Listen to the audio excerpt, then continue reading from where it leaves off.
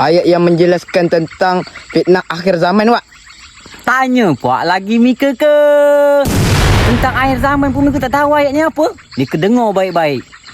Bismillahirrahmanirrahim.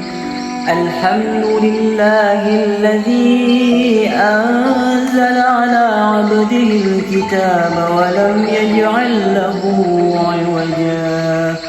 قيما لينذر بأسا شديدا من لدنه